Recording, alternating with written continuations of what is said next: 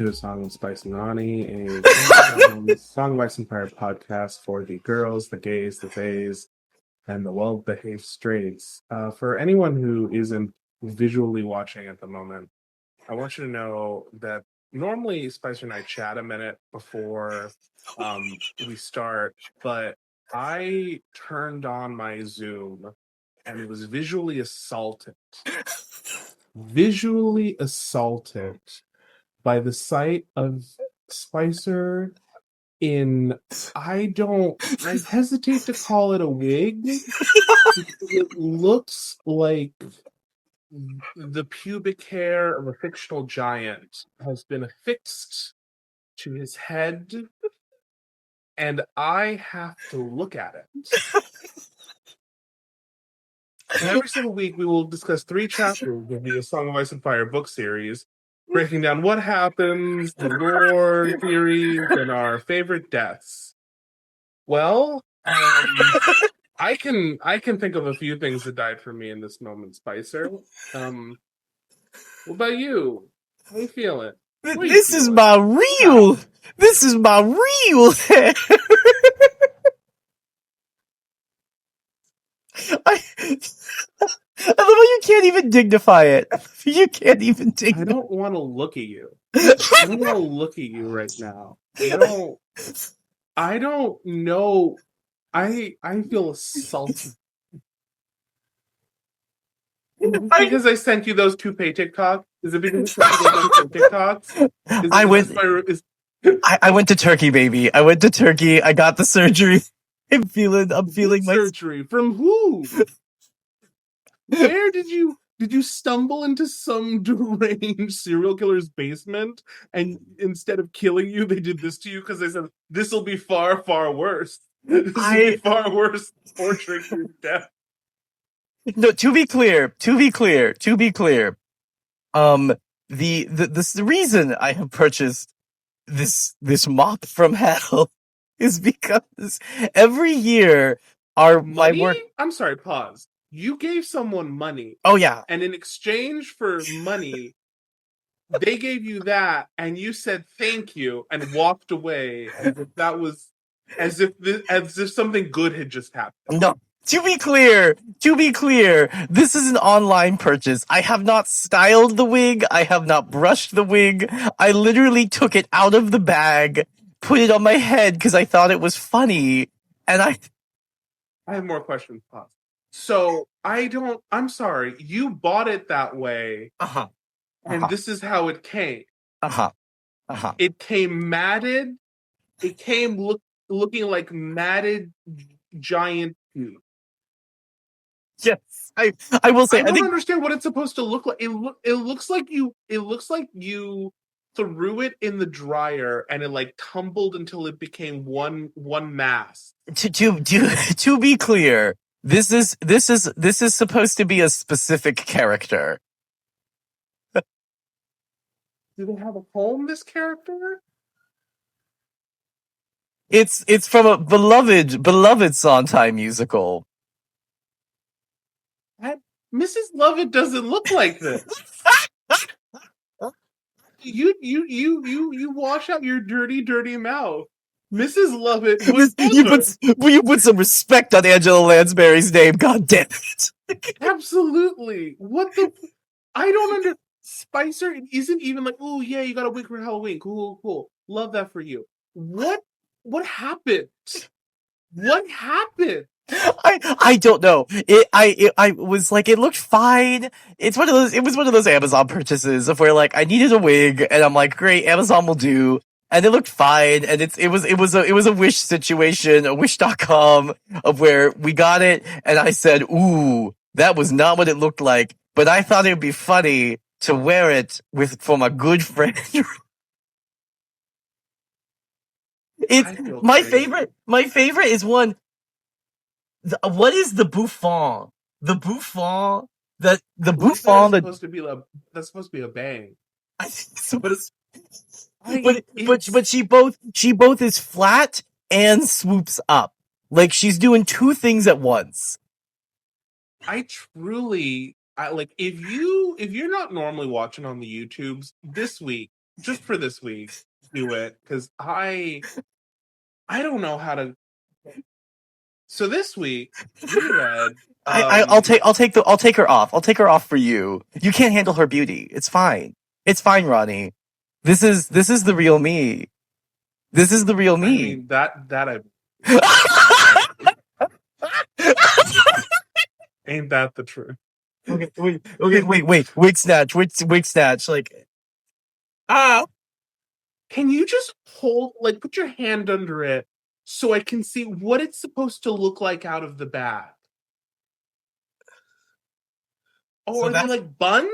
yeah, because it's like the little Mrs. Lovett like little things on the ends. Because so for reference, I am, if you have not deduced by this point, I am Mrs. Lovett for Halloween because at work we have a costume contest every year to dress like characters that we license. She is one of them. And so I'm always close. Last year I was sexy Audrey too, and I didn't win. But this year, it was a whole look. I had like a pot was my dress, and then I had like fishnet stockings, and then the top half of me was Audrey too. It was great. But anyways, I thought I was going to go out for this year. Sweet.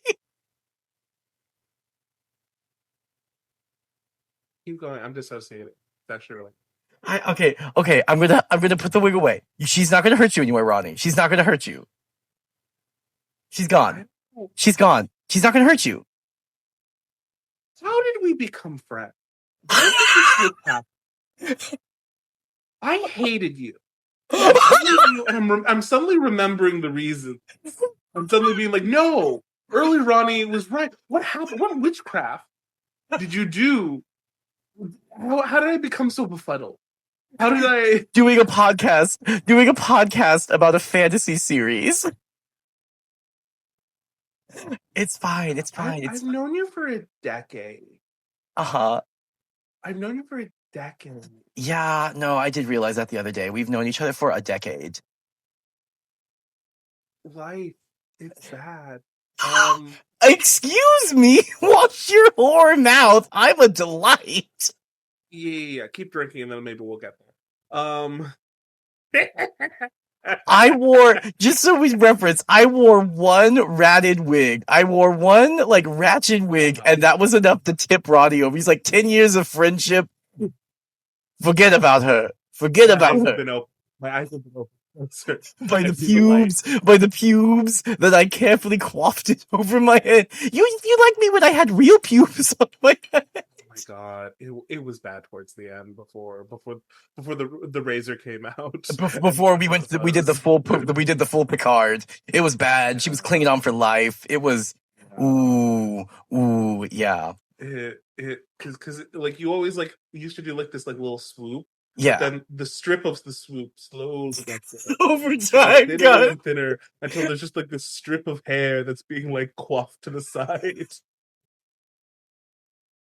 Anyways, we all pretended like it was fun. I will say that's also on you guys. That's on you guys. No one took me by the hand. It was like, hey, buddy. You got haircuts and came out of them and went, I chose this.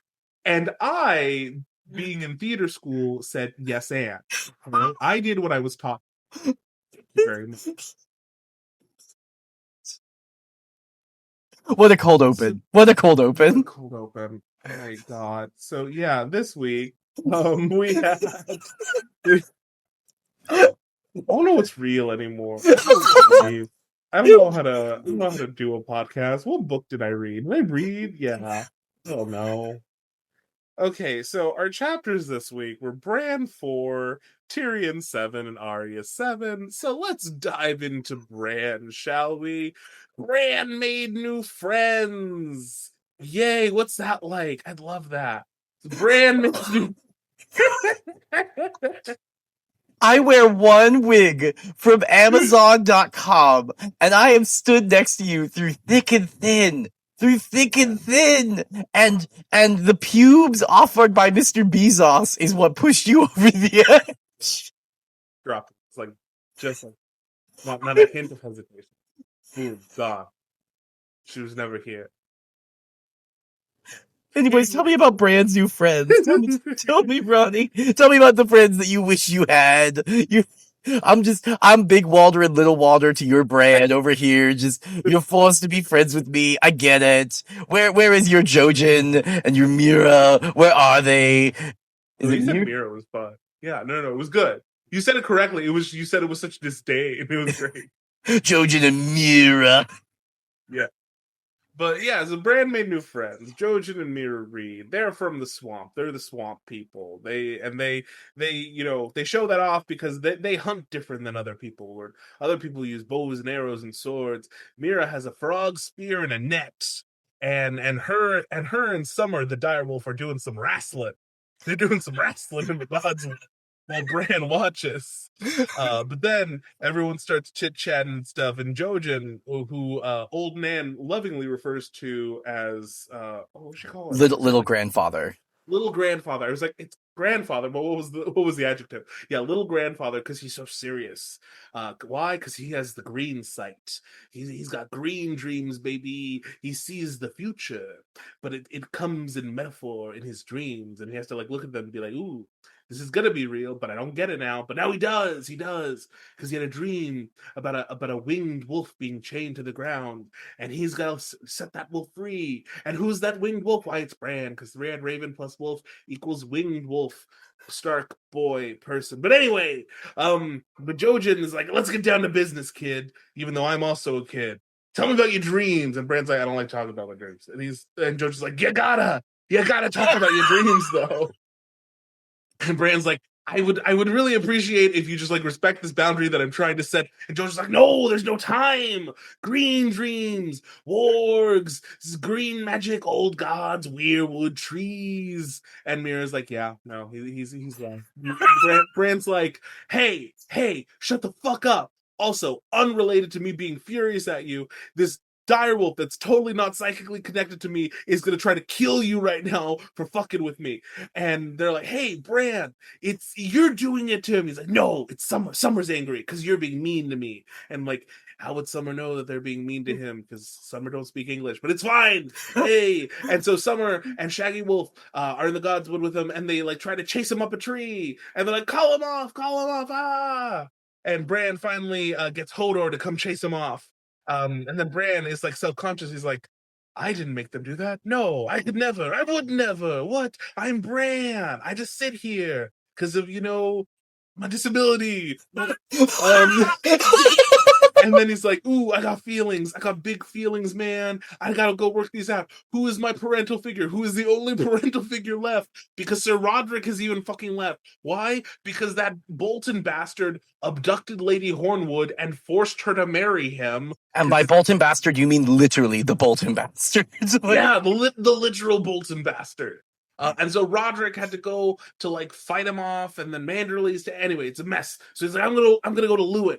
Hodor, walk me to Lewin. And so he goes to Lewin and is like, hey, so for no reason in particular, Jojen says he is green sight, and that's real, right? Because magic is real. And Lewin's like, magic, yeah, it's not really real. Like, we study it, we think it might have been real, but it's like not real right now. We don't get what. Just chill. Just chill. Okay, enough, child. And Bran's like, okay, fine. Magic isn't real, and then I'll never be anything. I can't be magic. I can't be a knight. I just sit here and I'm sad. End of chapter. Are you sad now, Spicer? I'm sad because you made me take the true me off. Rhani, I need you to respect. See, I wish I had a direwolf right now because he'd look at you and he would think that you were some kind of wild animal with that wig on, and he would just go and eat you. He would just eat you because he'd be like, "Oh, look, it's a wild beast in the woods." Anyway, what you think about Bran, our magical disabled boy? How'd he do? He did good. He did real good. God damn it. What was I going to say first? So much to talk about. We get magic related things finally. Again, yay. We had a dragon chapter, and when we get A Northern Magic chapter. Yay! Yay! We did Yeah. it, Joe. We didn't. Ooh, we caused fascism. Ooh. Anyway, go on. This is an unhinged episode. I'm sorry I started Yeah, this it off. is. I started this at a 10, and I saw the hate in Ronnie's Really? eyes. I saw the hate in Ronnie's eyes. All of I haven't seen that look since I used to wear my fucking like top hat and like tails. Actually, it wasn't a top hat. I would wear a bowler hat sometimes, but not. There's a difference. There's a difference. The other girls. Did you Go on. You're taking me back to the dark times. Don't keep me there. Don't keep me there. Keep us in the present where we're friends. And I remember why. Oh my god. Pat Spicer wouldn't dare wear a polo. Pat Spicer wouldn't dare just wear a normal polo. It's like a knit polo too. Like we grow. Just like Bran grows. Just like Bran grows. Oh, we're bringing us back in. Anyways, I do love there's the line at the beginning, because I think it's so funny that Bran's like, nah, there's no magic here. Fuck that shit. There's no magic. There's no magic. Why would there be magic? That's stupid. And then they're like, wow, your wolf kind of is playing rough with you and us. Aren't you scared that this wild animal might turn? And he's like, no, he wouldn't draw blood because he never draws blood. It's like, yeah, he doesn't draw blood because magic. Because you are controlling him. Because you have and you don't realize. I do love that we like the way that this chapter, we have these two characters we are not gentle parenting this kid. We are not doing the like, tell me about your, they're like, bitch, you're magic. You're a wizard, Harry. You're a wizard, Harry. Listen here. We gotta go fight the evil ice zombies. We don't have time for this shit. I love that they're already like, we gotta go beyond the wall. And he's like, what? And he's like, we gotta go. We gotta get out of here, kid. I know you're disabled. I know you're newly disabled. I'm real sorry about that. They even like mentioned the trauma. We're like, we're sorry about the trauma, but also we gotta get out of here.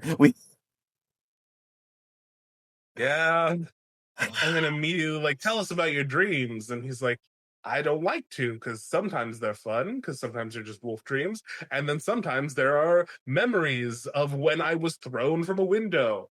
And Jojen, again, the complete lack of gentle parenting is just like, oh, are you falling in your dreams? Are you falling? Are you falling? Jojen is like, shut up.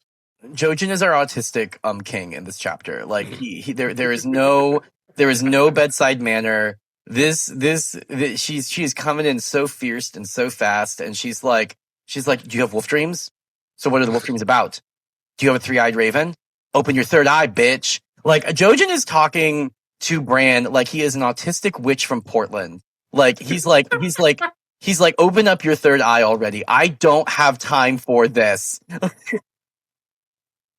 No gentle, and like Meera is over here being like, hey buddy, I know sometimes we got really big feelings and we don't know what to do with those feelings, and Jojen's like, nah, fuck that shit, we gotta go fight ice zombies, we don't have time. Like, I just like Jojen's like big monologue of just like, once again, just sounding like an autistic Portland witch, just being like, open your third eye, open it, and it's like, he's like, what, 10? Or he's 8. How old is he again? No. Wait, who are you talking about? Jojen or Bran? Bran. Well, Bran just had he's an adult now, 9th birthday. Yes, of course. So he's even more grown than he was, at the beginning of the series. Yeah, no, he's so grown, so many years. But no, it is, I just love how Jojen just has no bedside manners. He has no time. He's like, we gotta unlock your third eye. Like, unlock. It's like, and they really like throw us into the deep end with like the magic stuff and just dropping like, oh yeah, all of this lore, all the lore. So like, okay, Jojen, why is Jojen special? Well, he has the green sight. What's the green sight? Oh, it means you have green dreams. Ooh, who else used to do that? Well, the green seers used to have that. Everything green, everything. But these are all different things, okay? So green sight, which can manifest as green dream. It's all just turning into mush in my mouth. Green dreams, manifest as like prophetic dreams that he has, and they come true, and he can tell when they're true, which is which is a distinct thing from like wolf dreams. So, because wolf dreams, you were just like legitimately warging into an animal in your Mhm. dreams. Cool.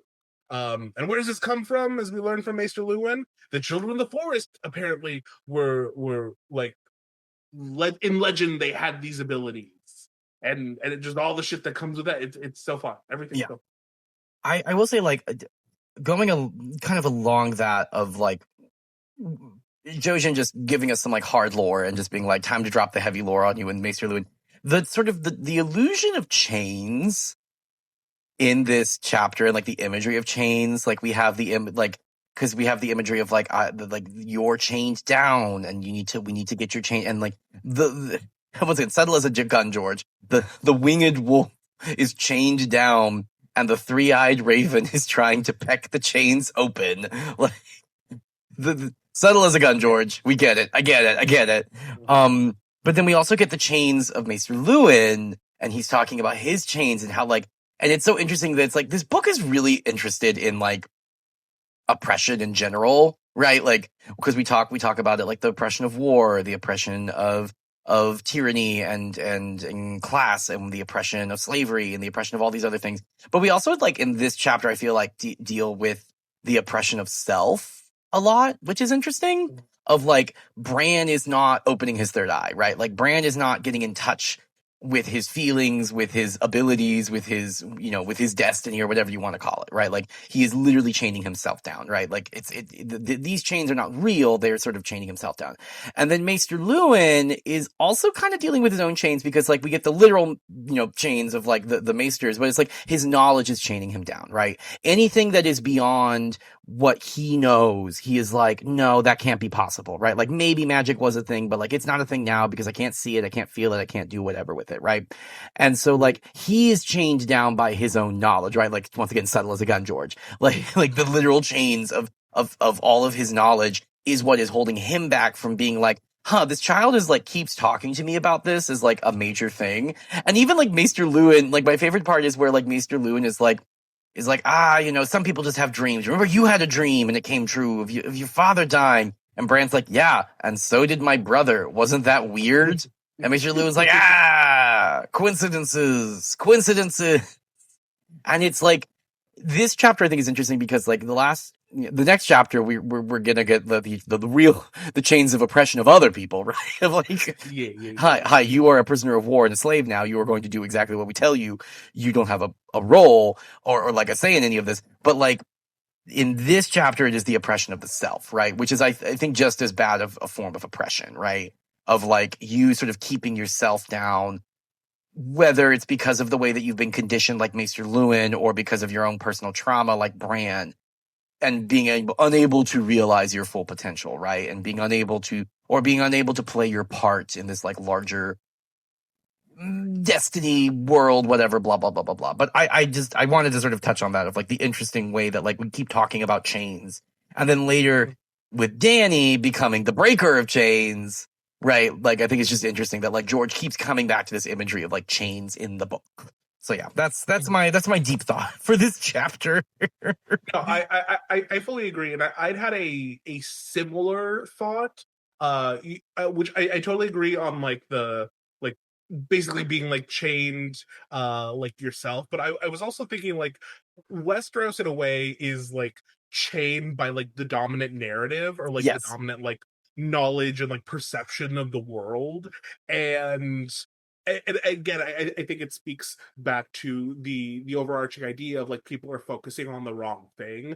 because Westeros is at this point like trained to focus on like who is in charge and the Lord's playing their Game of Thrones. They're chained to that like narrative almost, and because of that, they need to be broken free of it to deal with the actual problems with creative solutions. Because like right now, all of something I not interesting like looking at Bran in all of this is like he has specific problems that he can't solve Yeah. because he's being chained to these very like specific solutions to them that aren't working, and he needs to like get outside the box, not to get like weird and like not trying to think how to phrase this, because it sounds almost, and I'm not like anti-medicine, like when like people are like, oh, you got to think beyond Western medicine, you got to like think what are like other avenues of like health or whatever, are there other possibilities that could make you feel a little better, yada yada yada. So it's just like being like chained by the conventional wisdom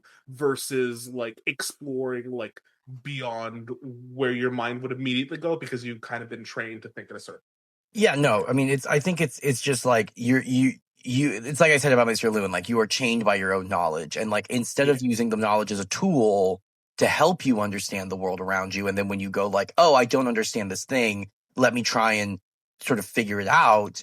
You're like, no, it's got to fit into my construct that I already have, right? Which is like, Limiting you. it's limiting you, literally. Well, and it's like, it's the problem with like the dominant religions in Westeros, right? Like these religions were created to help people understand the world around them, just like religions in the real world. But like when you start going like, oh, this is the only way in which I can see anything. And if like there's something that doesn't fit into my paradigm of like how the world functions and like how the world works, then like, oh, well, clearly something's off. And instead of being like, okay, well, let me look outside of this, it's like, oh no, let me try and justify it, right? It's the comet, right? Everyone is trying to sort of make this comet fit into their own paradigm and sort of explain the world around them, as opposed to being like, huh, that's interesting, right?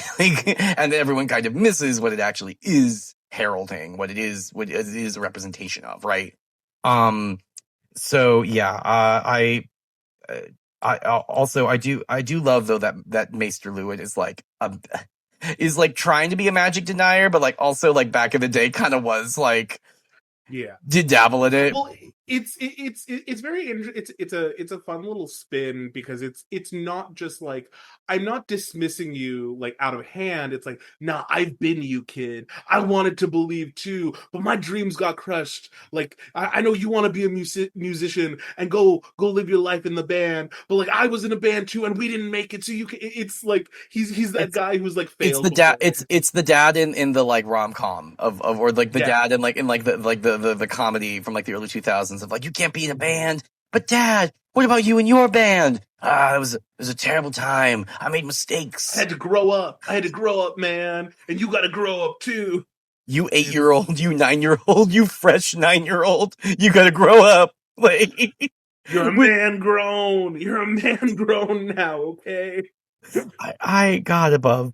Um, I also love, we do get like a fun twist on Jojen's like, this is not the day I die. Because like when the wolves are starting to attack them, Meera, being smart, is like, time to go up the tree. And Jojen's like, this is not the day I die. And Meera's like, up the tree, damn it!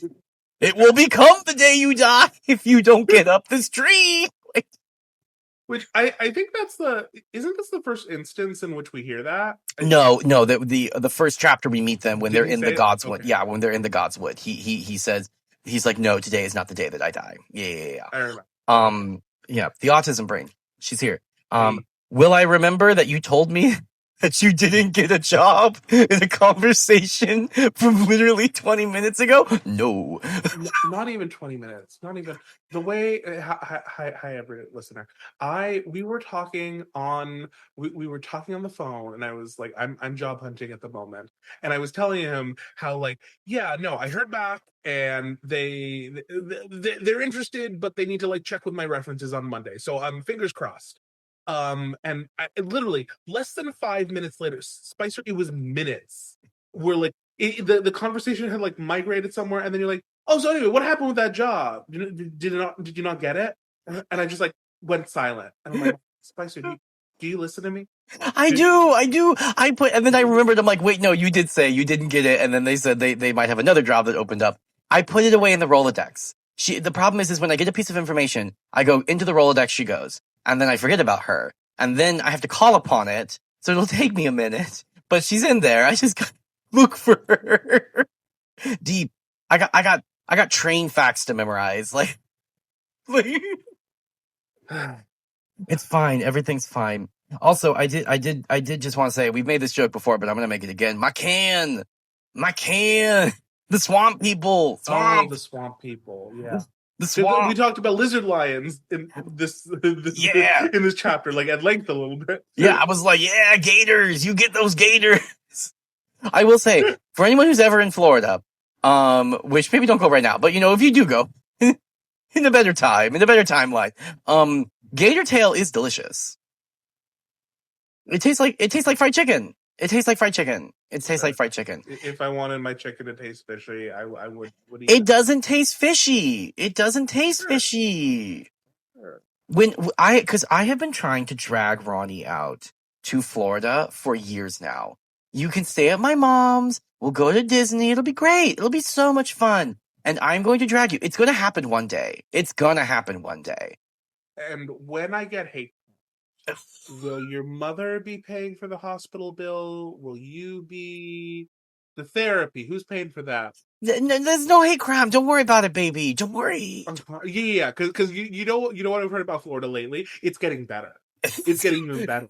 DeSantis. They're getting even more accepting. DeSantis came out the other day and he's like, I've seen the light, and he like tore away his clothes and he was in a unitard in trans colors, and he did the dance. He danced the house down, mama, with those heeled boots, with those heeled diva boots.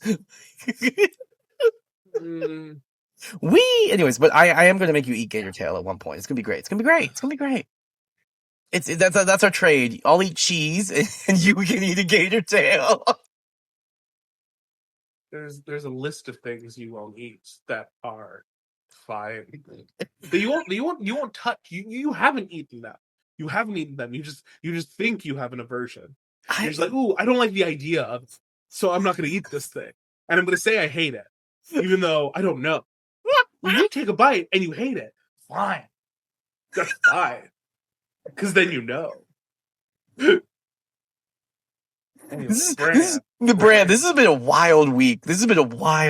It was crazy. It's crazy. It's fine. But yeah, no, that's pretty much all I got. I will say, I don't know how old, because that actor who plays, I will say, remembering the show, the actor who plays Jojen, because he was in like other stuff. Like, what is his name? Like, he's like a. Oh, I can't remember. He was in like in the 2000s and the 2010s. He was in everything. He was in everything. He just didn't age. He just did. Yeah, that's the problem. Is like he looks like he's like 12 in the show, but I think he was like in his 20s or something. Like he was like a little older. I had the biggest crush on him growing up. And so when white twink, of course you did. Oh my god! Ouchie! At the end of the day, Spicer's gonna love a Wonder Bread sandwich. Like that. That's not shocking information. I wore one wig, and Roddy's like, time to scalp. We're gonna dig up every dirty secret. We're gonna tell the audience everything I hate about your stupid face, about this. It's fine. Hate is our love language.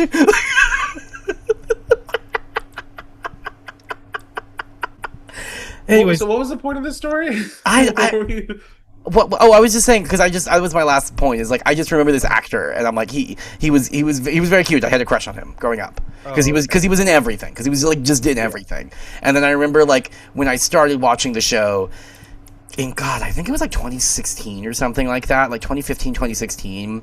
It was like halfway through. Like I remember I got to this season, I was like, oh, it's that actor I like. He's here, being all mystical and shit. Yeah. Though in the show they didn't introduce him until like way later. Yeah, like they come in like. Like they're at Winterfell, while there is still Winterfell. So a couple things I had written down that I wanted to mention that I like. We have in our lore section, we learned specifically about like why the weirwood trees were cut down in the south. Yes. Because they believe that the Green Seers could see through them, and so the Children of the Forest were using it in their like wars against the First Men, or just like maybe the Andals too. And so that's why like they were being chopped down, because like we need to like literally like cut down their eyes so they can't spy on us and plan and all that, which is just like a fun piece of lore. And then I feel like there was something else. Oh, I thought the last line was so tragic. Oh yeah.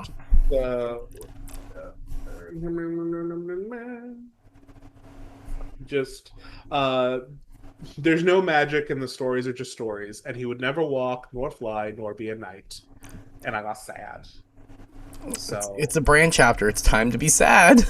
it's funny because this was very exciting for the most part and like interesting. Like the whole scene in the Godswood where like Mm-hmm. Jojen is like needling Bran, and then Bran like sets Summer on them. Very very like, ooh, what's going on? Ah, and then we get like the fun lore dumps from Lewin, but no matter what, like it always has to like end on a sad note because Bran needs to like live through these exciting things and then be like, ah, but I'm still me, and this still sucks. End of chapter. And you're like, oh, okay, cool, great, love it.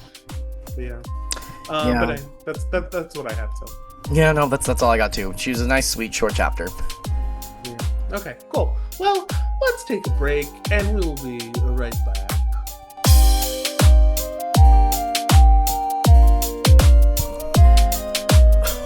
Oh my god. What if we opened sculpting? No, we're not. And 10, We're 9, not doing that. No, I hate it. 7, I hate 6, 5. Make the tableau, Rhani. Make the tableau. Make big choices. Big choices, Rhani. This is how you act. We're back, I guess. We're back. It's fine. We're sculpting, Rhani. Yeah, that was not a thing. That was a crazy person made that up. And we paid them money. Anyway, moving right along, everyone. We are at Tyrion VII, and I need some energy here, so I'm gonna Tyrion VII, what's happening? Tyrion is woken up in the middle of the night, but he's not because he's already awake. He loves his job. He's reading reports. He stays up all night reading. And who is it? Why, it's Lancel Lannister being sent by Cersei, because Cersei's like, oh, I'll catch Tyrion off guard, but Tyrion's like, hey, I'm an insomniac, beat you there. And Lancel's like, I have a message from the Queen. You will release Grand Maester Pycelle. How dare you? And you will fire Jacelyn Bywater, because how dare he refuses a direct order. And Tyrion's like, I will not be doing those things. But actually, Lancel, it's Lancel, right? You're my cousin. Hey, so you love your family. You love your family so much. Is that why you're fucking my sister after you murdered her husband? And Lancel's like, what? No, I would never. And Tyrion's like, it's okay. I'm just gonna go tell Joffrey, our totally mentally stable king, that you murdered his father and are fucking his mother. I'm sure he'll love that information. And Lancel's like, no, please, I'm so sorry I called you imp. I'm so sorry. I was being an ableist monster, and I didn't see you as a person because I thought that my own privilege somehow made me like in a greater position of power, and that I could use that to exert power over you, and then I would feel better about myself because, like, hey, I come from good like a good family where we make money and stuff, and we're already in in a lot of power, but like I don't feel it because I'm little, because I'm 16. I'm sorry I fucked your sister. And Tyrion's like, hey, keep fucking her. Fuck her silly. I don't give a shit. You're on my payroll now. You're on my payroll. But I'm fucking you now. Jesus Christ. And Lancel's like, yeah, I'll tell you whatever you want. I'll tell you everything. It's all good now. And Tyrion's like, okay, I'll let Pycelle out, but he's not going back on the council. She can just keep him as a pet. And I'm not firing the other guy. You're just going to have to deal. He's like, I'll deal with it. It's fine. And then Lancel goes away. And Tyrion's like, hey, that was really fun. So now I want to go have sex. So nothing gets the juices going more than bullying a 16-year-old boy. Jesus Christ. But yeah, so he's like, Bronn, wake up. You got to take me down to my brothel that has the secret tunnels in it. And so he goes, and when he gets there, he meets Alyaya again. And she's like, hey, I love this arrangement because I just get to like chill and sleep while you're off, sneaking around down your tunnels. And he's like, great, cool.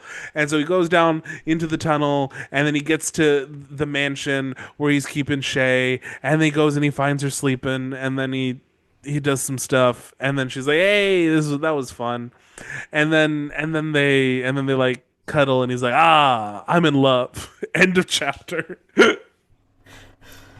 Yikes. We had some consent issues in this chapter.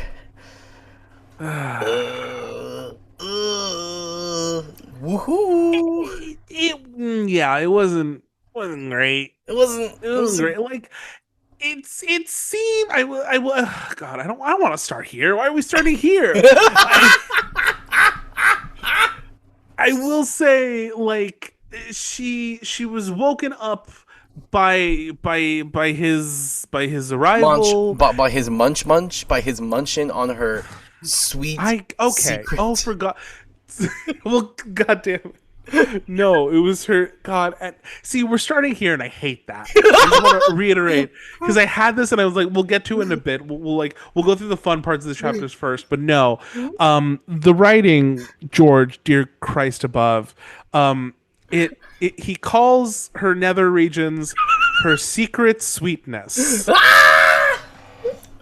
and I wanted to die. And I will say, like, I fuzzy consent, though. What it's because basically she's sleeping, he walks in the room, and he's like, what if I give her a good time by going downtown, but with my face. And like the way that she reacts to being woken up in this fashion, she doesn't seem displeased. So I'm guessing there is some kind of standing whatever Arrangement. understanding. Yeah. But like I just like none of it is fun to listen to or read. I just God damn it. So you really had to be like, let's go to the gross sex scene first. Well, because we're going to eat our vegetables, and then we get to have the fun. Then we get to have fun. Jesus Christ. Don't refer to it as eating our vegetables, Spicer. We gotta get it out of the way. We gotta talk about it. We gotta get it out of the way. We gotta get it out of the way. We gotta address the elephant in the room. Yikes.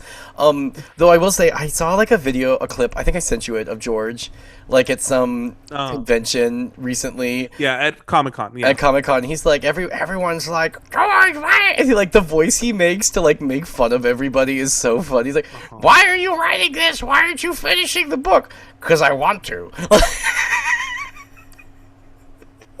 That's not what he said though. What did he say? What did he say specifically? It was Well, he's like people are complaining about it. Like, oh, why are you writing this? And he's like, I wrote it in 1993, and now they want it. So here you go. Like it was just in a drawer. Chill. Yeah. Well, and it's like I imagine.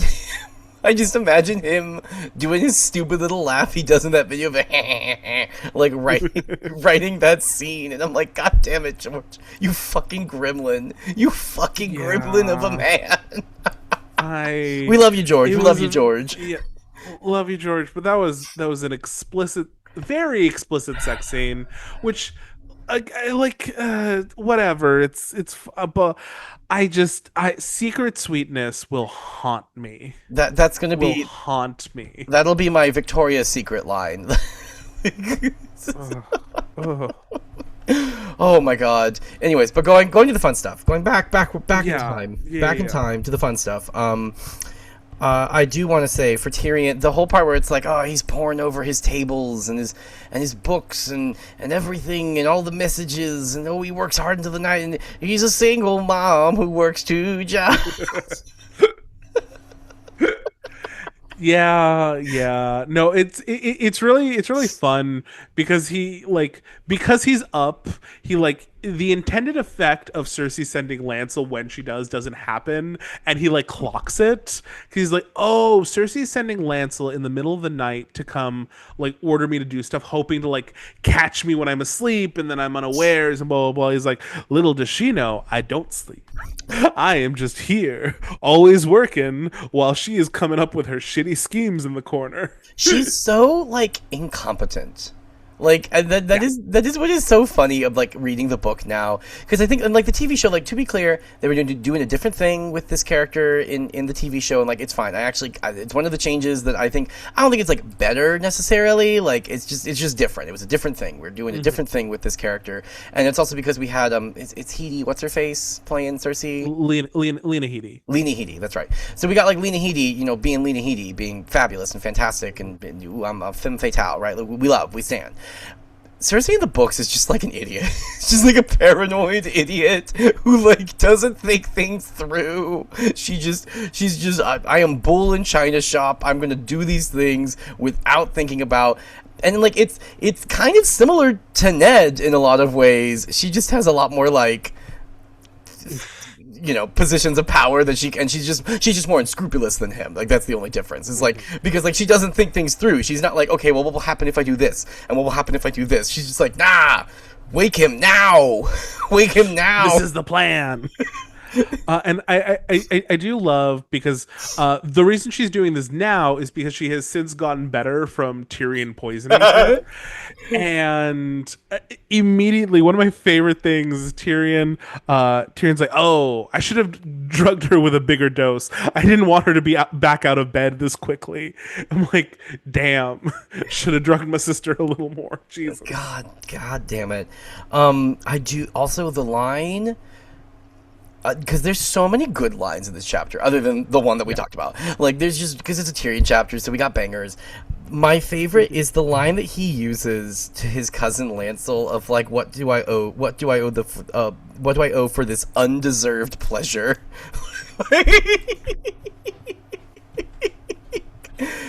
The levels, the layers. It's so funny. It's so funny. But I also love because it's also in Tyrion's Tyrion's interior. That's hard to say. Tyrion's interior monologue. I said it. There we go. It's so funny. Like we've talked about this so many times before, but like one of my favorite lines again is like. It's after Lancel's like, "You imp of a man, and I will not be dead, talk to," and blah, blah, blah, blah, and he's just like going off on Tyrion, think it's a serve, and Tyrion's like, "You're 16." And he said it would have, and I love the line of like, "It would have been more intimidating were it not for an absurd wisp of a mustache." No, I absolutely agree. The lines are going so hard in this chapter. One of my favorites is uh after he's like clearly figured out that like she's having sex with Lancel. In his head he says, "No one can ever claim my sister does not love her family." The birds. Tyrion would have been the roast master. Tyrion would have been the roast master, baby. He would have. The roasts would have been incredible. If I could have recast it, if this show would have been made in the 70s, I would have had it. Fucking what's his face? Don Rickles would have been Tyrion. Oh my god. That's unhinged. That's fucking unhinged. Like it's just Don Rickles. Like everyone else is like dressed normally, but it's just Don Rickles in a tuxedo. Jesus. Oh my god. But yeah, no. I did clock that line too. I wrote that one down too. It's so funny, and I did write like, this is peak Tyrion. This whole chapter is peak Tyrion because it's like Cersei thinks, I'm gonna get him, and then in what Cersei thinks is a trap, he manages to not only undo the trap, but turn it to his advantage, and he's able to be like, oh wait, the guy who was sent here to like blackmail me, essentially, I'm going to blackmail him now with all this information that I know and make him my spy. He is now on my payroll. Just fully like Uno reverses it. And it's just great. Which is the tragedy of like this chapter in a way, because if I skip ahead a little bit, at the very end, after he's like successfully blackmailed Lancel, he's slept with Shay, his favorite person in the world right now, he's just like laying there and he's like, I love my life. Like, I love this job. I love the power. I love the schemes. I love winning. And I love her. And then you're like, oh no. You were so close. You were so close. So close. So close. So close. And like that is like what we're witnessing. We're witnessing like Tyrion for the first time like be given what he thinks he's like due in the sense of like position, and then him using it, like using his intellect, using everything to like their fullest degree, Uh-huh. and he is succeeding. He's Yeah. fully succeeding, but also doesn't realize that like, oh, with that success, you are ignoring your flaws, which do still exist. Like, it's great that you can like use your strengths in this moment in a way that you've never been able to. Hmm. But not only is this position and the free reign you have like showing off your strengths, it's showing off your weaknesses as Yeah. well. And that is in this case Downfall. your huh? Your downfall. Your eventual downfall is what will. Oh yes, your eventual downfall. But like I was saying, like your weakness is like your own like self delusion. Oh It's yeah. like your perception of yourself. Like there's a corner of it that's flawed, and that it involves women and how women see you, and it's so And sad. and then we get that whole monologue in his head. He's like, "I'm finally free of his ex wife. I'm finally free of Uh-huh. her." And it's like, "No, you're not, baby." Well, like maybe you are, but you've just replaced her. Yeah. You've replaced her with another person that you've like now created this entire situation in your head where like like she doesn't love you, and it's sad because like he gets that, and like he references it. He's like, oh yes, Shay is like Shay is a whore because that's the terminology they use. But like she is like a sex worker. She is someone who like is fulfilling a role, but then at the same time going like, but it's so great with her, and I'll just look forward to seeing her. And like, and then the line that kills me because he's thinking about like, oh, he like surrounded her with like ugly and or gay guards, which is I so need funny. I need uggos and I need homosexuals. I need uggos, Yes. preferably uggo homosexuals. Yes. Or eunuchs. Like I need them to not have anything. Like these are who I need to surround her with. And then he's like looking at them and he's like, "Oh, I feel kind of bad that like they're so like hard to look at." But then he thinks maybe she doesn't see ugliness. Because he's constantly talking about himself and how ugly he is, but like, oh, maybe she doesn't see it. That's why she likes me. Like, dude, It's you're not paying because her. she's a You're sex paying worker. her. It's not because she's a sex Yeah. worker and this is literally her job. Wow, the plumber really does a good job fixing my toilet. He must love me. No, Yeah. he did his job to fix the toilet. The sex worker had sex with you. Because that's her job. It's not because she's like, you're just the greatest guy ever. It's this is her job. This is her job. And like that's like what's so sad. Like this trope, this is like a well-worn trope in media, and I think it's like interesting what's going on in this book because it's the trope of like, oh, the tragic hero who like just falls in love with a whore, right? Like it's the falling in love with the whore trope, right? And then it's, oh, they don't actually love you. But then like in this, with what's interesting, what's going on here with George is like he is using this trope to deal with a character who both has a disability and also sees themselves as being monstrous because of said disability, and is also not conventionally attractive, so has a lot of like self doubt. So how does this person connect with others? How do they have sex?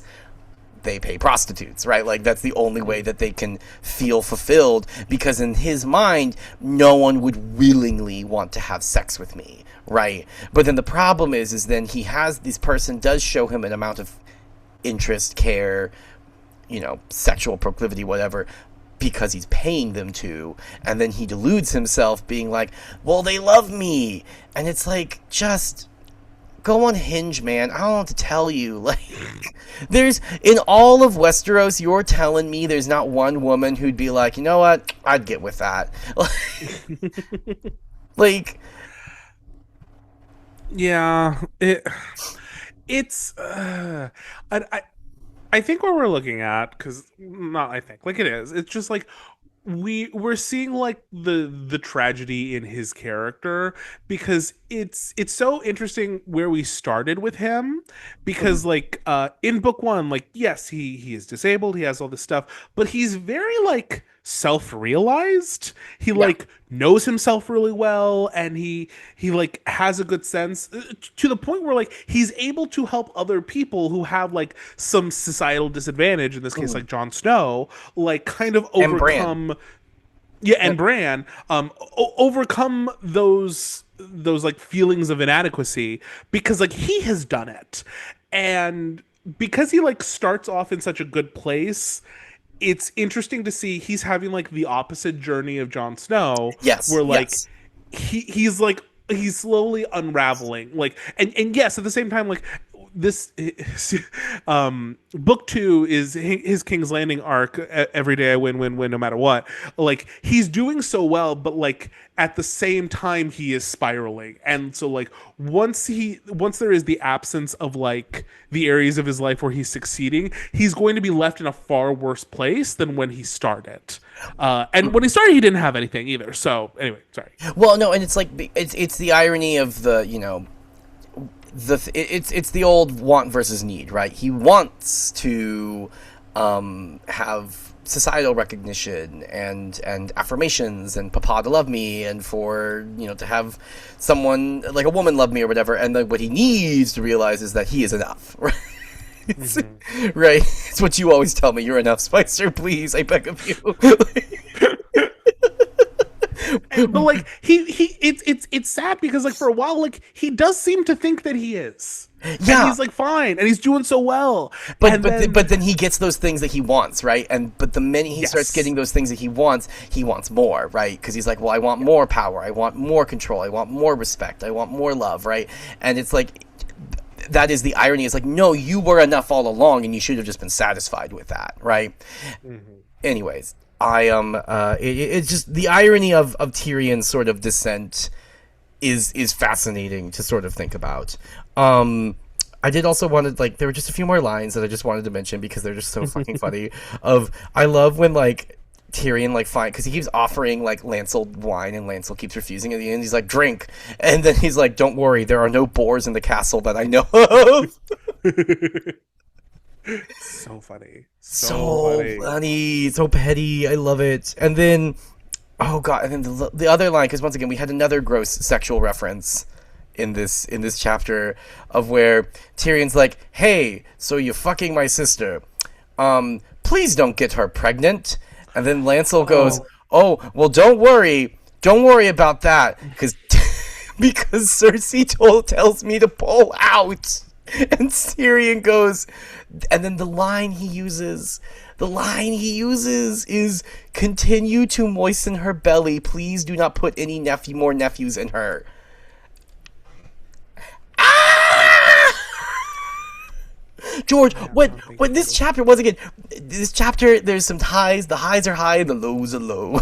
George gives us some bangers of line, and then it's just like, George.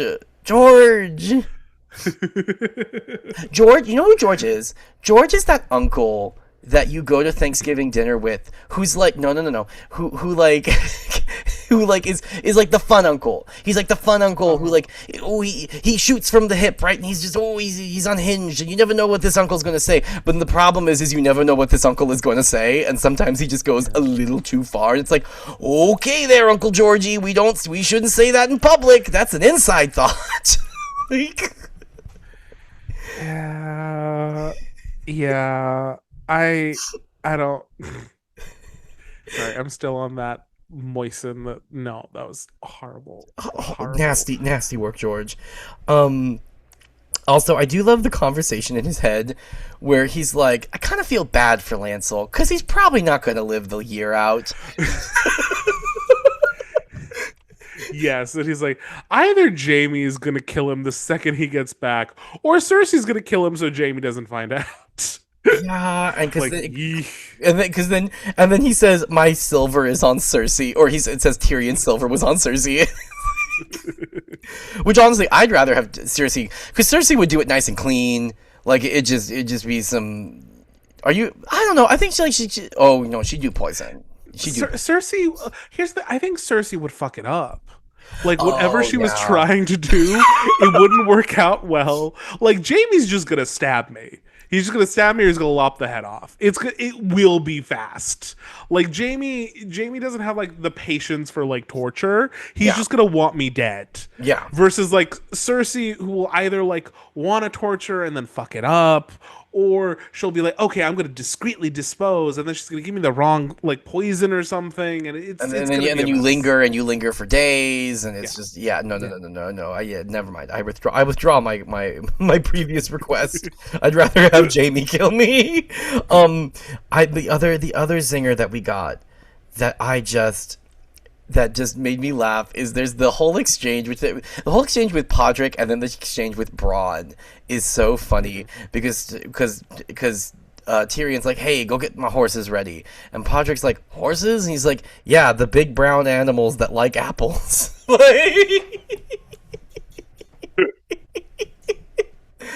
That was good. Pod is such a sweetheart. His like dialogue every time him and Bronn are in a room together, like I get why fans are like they like Bronn and Tyrion together, because like it's when they're together, it's the chemistry's so good, it's the zingers, they're so snappy, and they know how to like dish it out to each other. And there's like a great line of where it's like they're talking about like, oh, you're kind of like Ned Stark, because he's like, oh, Cersei thinks that I'm like Ned Stark or something like that. And then Bronn goes, oh, he was taller than you. And then Tyrion goes, not after Joff lopped his head off. Unhinged, out of pocket. Yeah. Wee! He was a nice guy. Leave him alone. No. He was the best guy around. What murder? Oh god. But that's all I have. That's all I have as well. It's Okay. Pretty straightforward. Okay. Pretty straightforward. Tyrion wins until he doesn't. So yeah, let's take one more break and we'll be right back.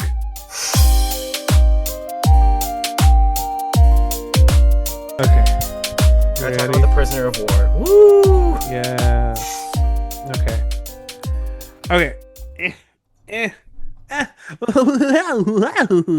You know, hey.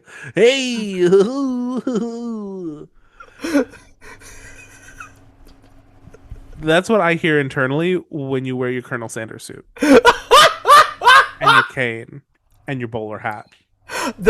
Literally, because I was of course decked out for the Met last night, and I was with a friend, or like I met a friend afterwards, and then there was this like 12-year-old. It was me at 12 years old, because this 12-year-old had a bow tie on and a suit, and he had like an umbrella with a cane, and his mom was like taking a picture of him like in front of like the poster, and he was posing the house boots down, this little like 12-year-old homosexual, and my friend tapped me on the shoulder and said, oh my god, it's you.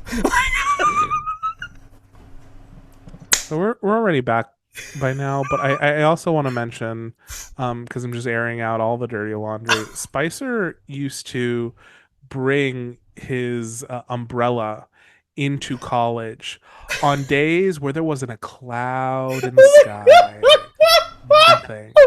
Nothing. Why? Because he wanted to use a cane, but even he, I think, felt self-conscious enough, like, I can't just have a cane, because I don't need a cane, but I want a cane.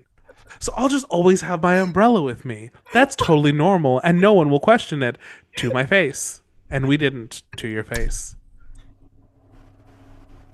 I didn't. I internally was like, what the fuck are you doing, that weirdo? But no, I didn't vocalize that. That would have felt mean. I didn't want to feel... I was worried that if I ever vocalized any of the initial thoughts, I'm like, I don't want to be bullying this weird kid who's in school with me. So I'm just going to keep all of these thoughts internal. No, but then when you played the long game, you're like, no. I'll befriend him, see? I'll befriend this sad, sad boy. I'll befriend him, and then, once I've gotten him alone, and vulnerable, and like, ah yes, a friend, that thing that you've always craved. Hey, you wrote a whole musical about it. That thing that you've always craved. Then, I'm just gonna bully you relentlessly about everything. I made you stronger.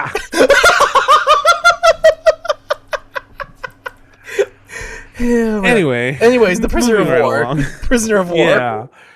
We're on to Arya VII. Arya, how you doing? Not great. Arya lives in Harrenhal now, and she's gonna tell you all about it.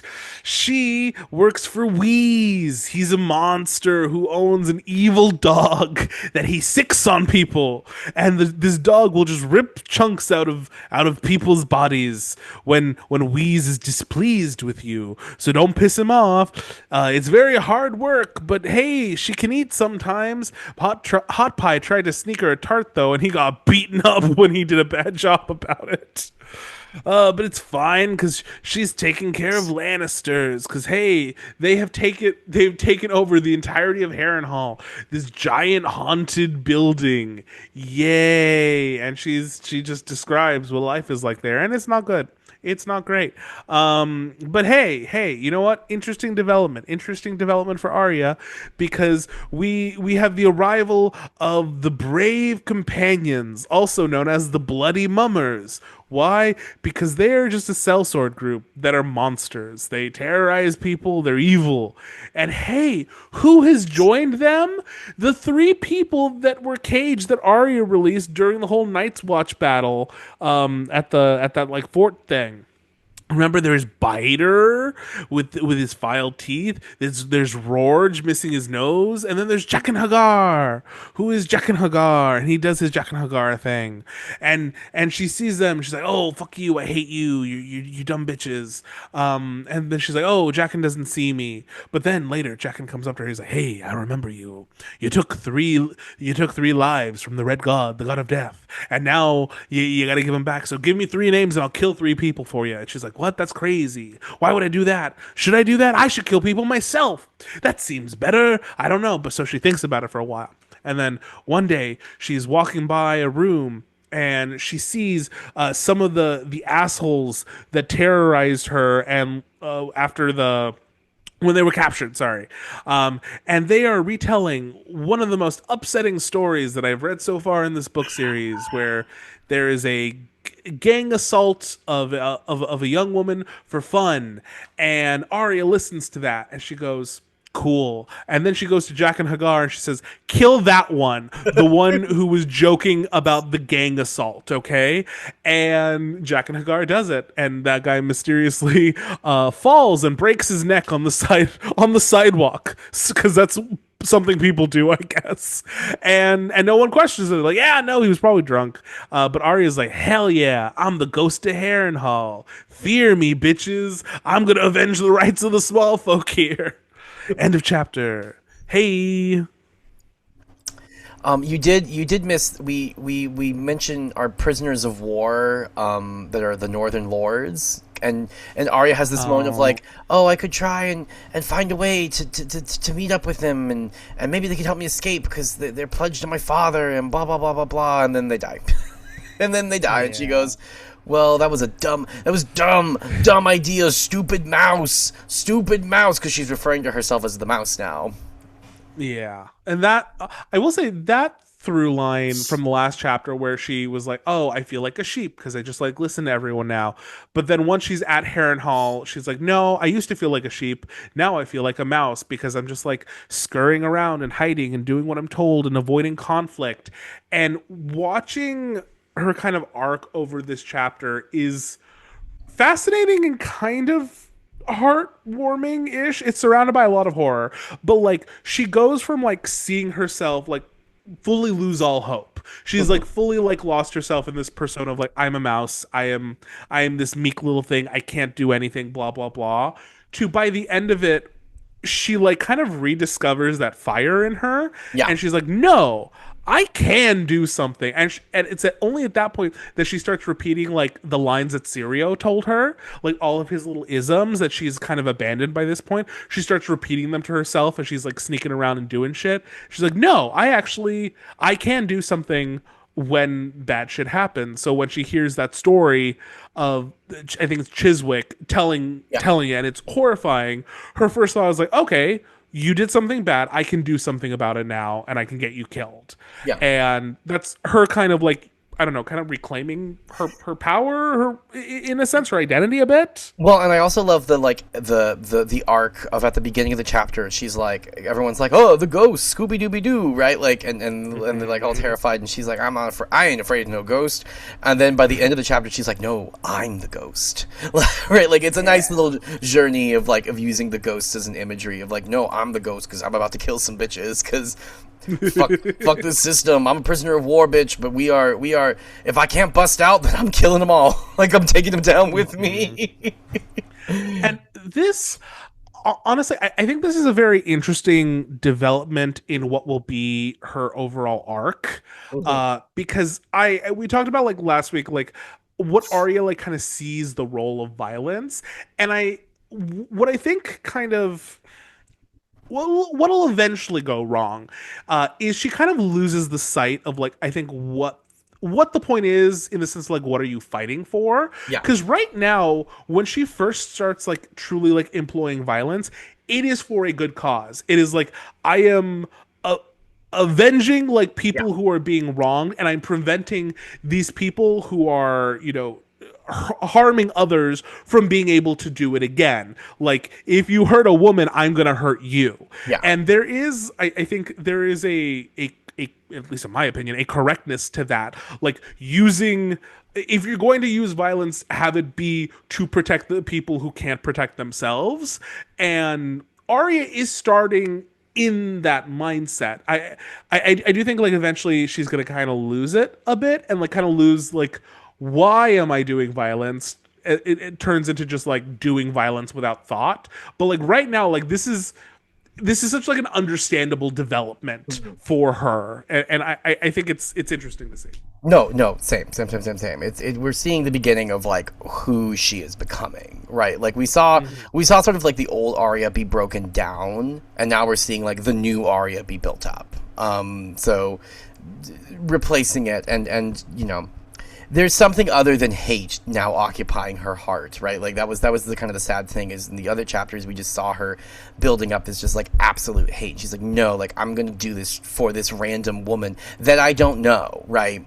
Like, so we do see that she still has empathy because like, yeah, she's, you know, asking someone to kill someone else, but she's doing it out of empathy of like, this person assaulted this other woman and also like made sport of it and like made light of it and like, you know, still is sullying this woman's dignity, even though I don't know this woman and I don't know who she is, right? It is in complete contrast to the Lannisters, right? Who are willing to allow this type of shit to happen because, oh, you slighted someone I know, so I'm just gonna set the Riverlands on fire because I'm angry, right?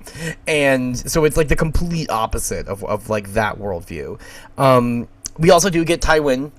We see Tywin sort of in the shadows and stuff, and so we get sort of Arya's perspective of this man, and I love the sort of comparison of like he's like, he looks totally different, but he kind of reminds me of my dad, right? Because they're both like very serious men who are like lords, and I'm leaders, and I've got to do the thing and whatever, and so like it's interesting sort of like her being able to like see this not as just like see him as a man, right? Like this isn't a monster, this is a man, which I think it's interesting that like I wonder if that's where they got the idea for what they did in the TV show of where we're not quite Arya will speak to a lord in Harrenhal. It's not Tywin. In the show, they make it Tywin, and yes, I do think there is something to like her seeing him, and like it's not just a monster. Like this is a human being, and like what does that do to her? Like that like dissonance do like where the enemy is just like a person that is not dissimilar from like my father. Yeah, it's an interesting thing that I do think that they push further in the TV show, and I enjoy, in general, I enjoy that change in the TV show. I take issue with some of the details when they make Arya a little sexist for reasons. Because that's the only way tough girl can relate to man. I don't know.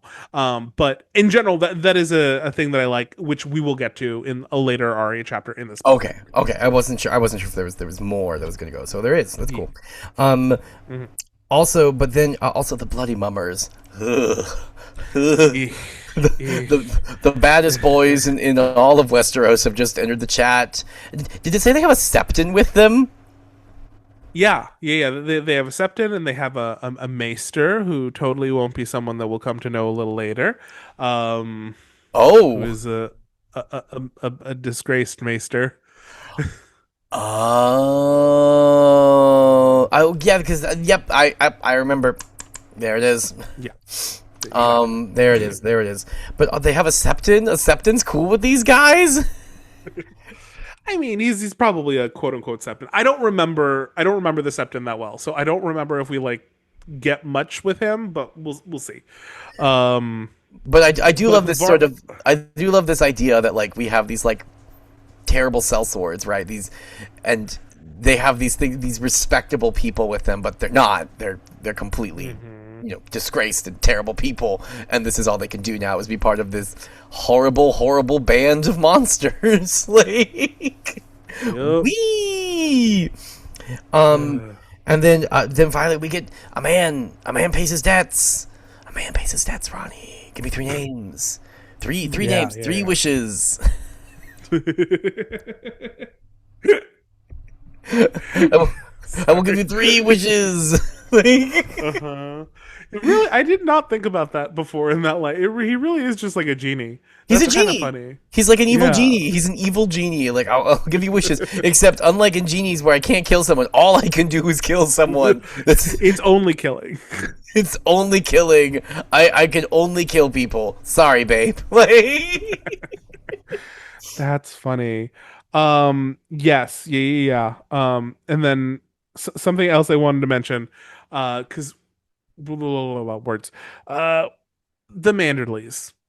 George can't go a chapter. He can't go a chapter without alluding to those those fat fatties. Fat fatties. fat. The way Arya is just like, oh, one of the prisoners of war is a northerner who has freedom of the castle. They promise not to run away, and he's always haunting the kitchens, asking for another morsel of food. I'm like, I we know who it is. We immediately know he has a mermaid like thing around his neck, and I'm like, because the Manderleys are all fat and they're all hungry. They're always so hungry because they're so fat. Because they're so fat because they're so hungry. I'm like, Jesus, George, I get it. I get it. George This is their loves- personality. Their personality is fat. we got the phrase, their personality is bridge. We got the Manderleys, their personality is fat. Their personality is just they're fat. They're fat fatties. I love it. I love it. I love it. But I do too. I'm like, it's a celebration, Ronnie. It's a celebration. He's celebrating these body types, and I feel celebrated right now. I feel celebrated. Yay. Oh my Oh, god, that's funny. That's funny. And then speaking of size, Harrenhal is What a segue. What a segue. I know, thank you. I'm very good at those. Harrenhal is obscene. Harrenhal is obscene in its ginormity, whatever. 52 acres. Remember when we made fun of the 3-acre fucking woods, like weirwoods? I think it was like 2. Was it 20? It No. was a 2. It wasn't 52. I don't think it was 52. Okay, wait. You have I the don't know. book near you. You have the book Yeah, near I you. do. Yeah. Because I think it said 50. I think it said like 52 acres. Maybe I had a dyslexic moment where I switched the numbers around. But I'm pretty sure it said 52 acres of a fucking weirwood forest. Oh, Alright, you are right. If you Google a word, It says it says it is 20 acres. So you were correct. I know. Something was 52. Like something was 50. It said like 50 something. Well, I was gonna say there's like 30. Anyway, let's talk. Okay, we're talking about this. The size of it is ridiculous. When Arya's talking about like the great hall, which is enormous, and it's like the hall of 100 hearths, and she's like, well, it's not 100, it's like 30. 30? Which is insane. That is insane. 30? Are you? Is it an oven? Is the room an oven? Are you cooking them? Are you cooking them? What are we doing? What are we doing, Heron? Heron? Well, he was fucking Greyjoy or descendant or It was Iron Islander. yeah, an ancestor of the Greyjoys, right? So it's you know, it's that bullshit. Yeah. Just insanity. Truly, just I can't. It's so obscenely big, and I love at the beginning where she's describing like the Wents had held the castle for like 80 years, and they had they of like the entire castle with like these 5 giant towers and stuff. They only lived using like the bottom third of 2 of them, and they just left the rest of it alone because like it's too much. We don't need all this space. Just let it go to the rats. Just keep it. We just keep like our like 1/3 of one area clean, and other than that, go fuck yourself. But Tywin now needs it because we're housing an entire army in this castle, which we can do apparently. Well, and also Insane. he's like, well, and now this is just my house now. Like I plan on making this my house. This is just where I'm going to live now. Well, that's like a rumor. I don't think that was actually real. I like the thought of like Tywin ever like leaving Casterly Rock is just weird. Yeah, because like that's a man obsessed with his own last name. You know what I mean? Yeah, no. I get that. But I will say there's we do get them talking because as they're cleaning this massive castle, because you know it's just abandoned and it's spooky, and we got Scooby Doo. They're talking about like the rats. There's bats as big as like small dogs. Like there's just giant bats that have just made their nests in this fucking castle. Like, just what? You know what? They're like, we gotta run somewhere. You know what? Let's go to the Ookie Spooky Castle. That's the ticket. No one should live here. No one should live in this castle. The second, like, I'm sorry, but like, even if you don't believe in like ghosty shit, you're telling me that the Riverlands, people died for 40 years being like indentured servants forced to build this shit. And then upon completion, after all this blood is spilled to do it, the people who caused the bloodshed are roasted alive in the castle as it melts.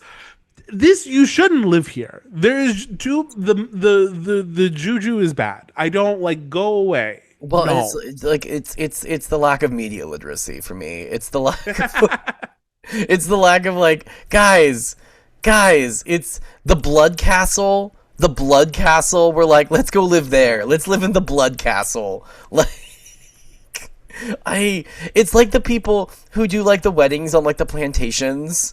Like in the South. Oh God! Yeah, it's like what are you doing? People died here. A lot of people died here. Literal slaves died here. Enslaved people died here. And you're like this is going to be great for our family photo shoot. This is going to be great. Yeah. And all you people are like, yeah, the place where all these like indentured servants just died building the Viking castle of death. And then the Vikings died because the dragons roasted them alive. You're like, this is the place. This is the place for us. This is where we live now. This is great. This is great. Nothing bad will happen. Nobody's going to mysteriously die. No, everything's fine. Everything's fine, Rhani. Everything's fine. Yeah, it's great. But anyway, Arya's a ghost now, so at least she's happier, even if she's a prisoner of war. Yippee. At least you know what? She's got a hobby now. Yeah, look at that. Hallelujah. And that's what she needs. That's what we all need. Just get yourself a hobby. Get yourself a hobby, and you can forget about everything else. Everything else that's going on. Oh my God. Well, that's all I got on this fun chapter. Yeah. We skipped over the beatings, but I think we're better for it. It's just the beatings are implied at this point, unfortunately. Yeah. But yeah, that's all I have.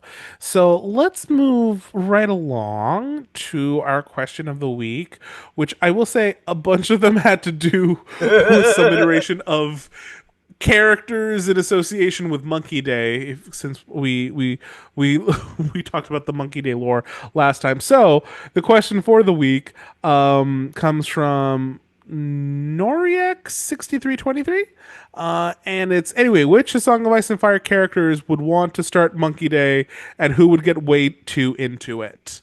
So who's participating in Monkey? Well, no, they're all going to participate because we didn't have a choice, so they don't have a choice.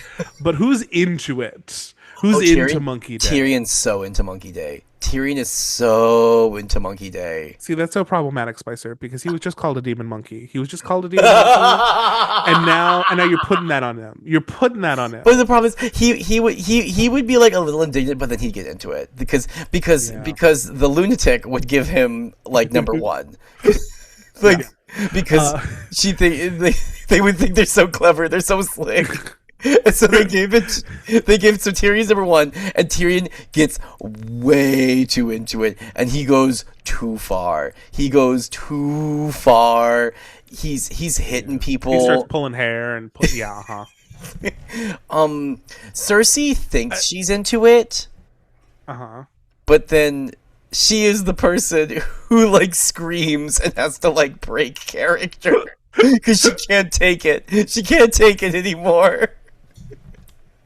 I will say, someone commented under this question. I liked it because I hadn't thought of it. They're like, Theon would love this game. Oh my god, Theon would go crazy, and like he's like, it's that energy, that like 19-year-old, like, oh yeah, I'm gonna dive right in with both. Like, it's gonna be too much. It's gonna be too much. He's too confident. He's gonna start hitting people, and then like when someone complains, he's gonna be like, oh well, you're just not committed enough to your art, okay? And then I'm gonna hate him even more.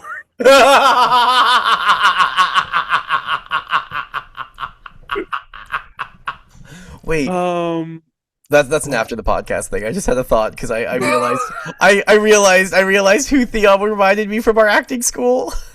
Yep. No, that'll be an after the pod thing. That'll be an after podcast conversation. But no. Yeah, Theon. You know who would? Catelyn would hate it. Catelyn. Oh yes. Catelyn wouldn't even dignify it. Catelyn would kind of do it because she's like, okay, like whatever. This is like the assignment for the day. You know what? No. I'm going to argue again. Catelyn would do what all of us should have done, and went, this is ridiculous. There is no educational merit to it. I'm leaving. I will be back next time when we're not doing this. like what are the class objectives again, please? Like, what is the point of this other than just what? We're stealing shoes. We're stealing shoes because they're bananas. They're bananas, Spicer. I'm learning about hierarchy. I'm learning about hierarchy and learning how to inhabit my body. I'm learning how to inhabit my body, and I want the monkey. I want the banana. I want the banana shoe. Give me the banana shoe. Tywin would also like not stand for this. He would be like, "What the fuck?" He wouldn't even say, because Catelyn would like try and argue. Catelyn would try and argue with the professor and be like, "What? No, I'm confused. Why are we doing this? What are we doing this? How is this related?" Tywin would just leave. The minute this is like explained to them, Tywin would, without saying a word, gets up, he grabs his book bag, which is solid gold, and he just leaves the room. And he just leaves the room, says nothing, and then and he drops the class. He drops the class the next day. You never see him again. He was a finance bro. He thought he did like one acting class to get his like cultural credit out of the way, and he was like, "What the fuck is going on here? I will not stand for this." I fully agree. And absolutely. That is how we think Monkey Day would go. So, okay. And then last section for the episode. Spicer, your favorite death of the week. I mean, it's pretty obvious. It's Chiswick. Like, Yeah, it was a good death. It was a good That was death. a really good death. It's a satisfying death. It's a good build up because we get our evil genie who gives us 3 wishes, and then which are just death. The 3 wishes are death, and we get it. And because it's fun because it's like Arya has this whole like internal monologue of like, should I do this? Like, I don't know. Like, if I am gonna kill them, I should be the one to kill them. And then she's like, nah, fuck it, kill this guy. Like I. Actually, no. I heard you. You should be dead right now. Like, and I love how it's, and because she even has the internal monologue of like, oh, I should take out as many important Lannisters as I possibly can. Like, we're taking Tywin out, we're taking whatever out. And she's like, nah, this bitch, fuck him. Also, honorable mention to what I'm going to call Lancel's new attitude as a knight. Dead and gone. He went from being confident and like full of himself to whimpering baby in 2 seconds flat. That part of him is gone, and we should commemorate that. Yeah. Pour one out for Lancel's dignity. Absolutely. But anyway, okay, that is the end of the episode. Please remember, comment any questions that you have for next week. They're very fun. And please remember that next week, our chapters, very exciting, Spicer, very exciting. We have a Catelyn double feature. For everyone who doesn't know, that is one of my new vocal stems that I just say to myself. I'll walk around my house and I'll go, a Ned double feature. But we do. We have Catelyn 3, Sansa 3, and then Catelyn 4. Boy, that's a rough set of chapters for misogynists. But anyway, I don't think there's any left at this point. Let's go, girls. But yeah, so Catelyn 3, Sansa 3, Catelyn 4, and yeah, read along if you want, or you can just listen to his yap. But thank you for listening. We hope you have a great week, and say goodbye, Spicer. Goodbye, Spicer.